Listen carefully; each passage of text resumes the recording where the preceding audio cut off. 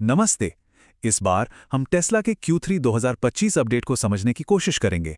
ये वाकई में बहुत महत्वाकांक्षी है, तो चलिए देखते हैं इसमें क्या क्या खास है। तो शुरुआत करते हैं इस बहुत बड़े दावे से। इलोन मस्क का कहना है, मुझे 100% यकीन है कि टेस्ला अनसुपरवाइज्ड एफएसडी को इंसानों से ज़्यादा सुरक्षित लेवल पर हल कर लेगी। यही वो दावा है जिस पर टेस्ला का पूरा भविष्य टिका है। ठीक है, तो इस पूरे विजन को हम 4 हिस्सों में देखेंगे। पहले बात करेंगे ग्लोबल मोमेंटम की, फिर द रोड टू रोबोटैक्सी, उसके बाद ऑप्टिमस रोबोट और आखिर में the AI and energy engine की। तो चलिए सबसे पहले उस नींव को देखते हैं जिस पर ये सारे बड़े बड़े प्लान खड़े हैं, और वो नींव है टेस्ला की आज की जबरदस्त कामयाबी। Q3 की सबसे बड़ी हेडलाइन थी रिकॉर्ड तोड़ डिलीवरीज। सिर्फ गाड़ियां ही नहीं बल्कि एनर्जी स्टोरेज डिप्लॉयमेंट भी। इससे साफ पता चलता है कि दुनिया भर में डिमांड कितनी मजबूत है। अब यहाँ जो सबसे दिलचस्प बात है वो ये कि ये ग्रोथ कोई एक जैसी नहीं है। टेस्ला हर बाजार के हिसाब से चल रही है। जैसे नॉर्थ अमेरिका में 300 मील से ज़्यादा रेंज वाली मॉडल 3 और वाई लॉन्च की। यूरोप, मिडिल ईस्ट और अफ्रीका में मॉडल वाई कई देशों में बेस्ट सेलिंग गाड़ी बन गई। और एशिया पैसिफिक में चीन में 6 सीटर मॉडल वाई एल उतारा। और साउथ कोरिया अब तीसरा सबसे बड़ा मार्केट बन गया है। मतलब हर जगह के लिए एक अलग स्ट्रैटेजी। तो ये तो हुई आज की बात। अब देखते हैं कि ये सब टेस्ला के सबसे बड़े सपने या कहिए एंड गेम को कैसे पूरा करेगा। और वो है रोबोट टैक्सी का सपना।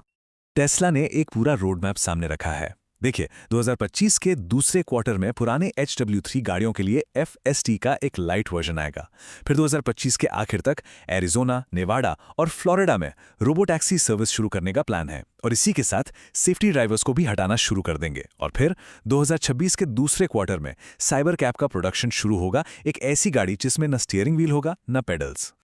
अब सवाल ये है कि ये सब किस भरोसे पर हो रहा है। तो जवाब है ये नंबर 6 बिलियन। जी हाँ, टेस्ला की गाड़ियां FSD पर 6 अरब मील से ज़्यादा चल चुकी हैं। ज़रा सोचिए कितना बड़ा रियल वर्ल्ड डेटा है ये। लेकिन कहानी में एक ट्विस्ट है। डेटा तो बहुत है, पर क्या लोग इसके लिए पैसे दे रहे हैं? और ये नंबर 12% इसी चुनौती को दिखाता है।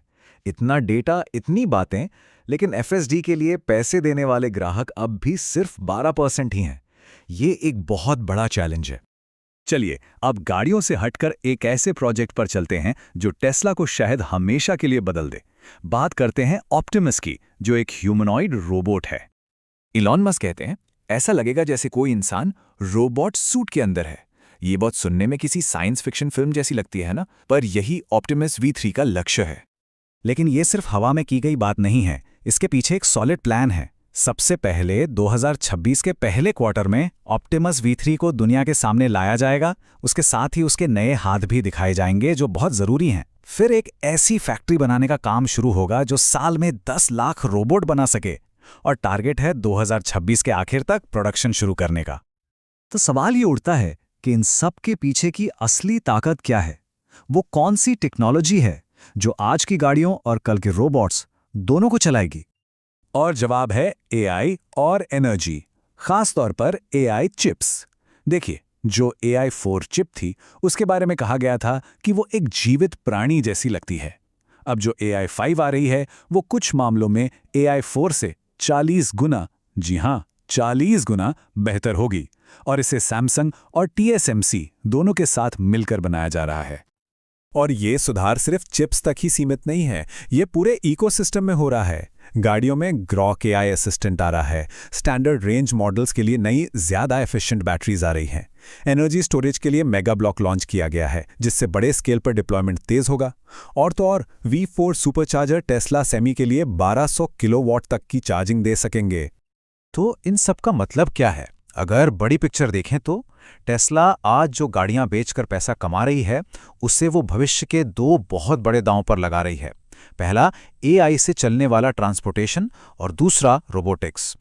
तो आखिर में ये सवाल बचता है कि क्या हम बस एक कार कंपनी को बढ़ते हुए देख रहे हैं, या फिर ये एक नई औद्योगिक क्रांति की शुरुआत है जो कारों से कहीं आगे AI पावर्ड रोबोट्स तक जाएगी।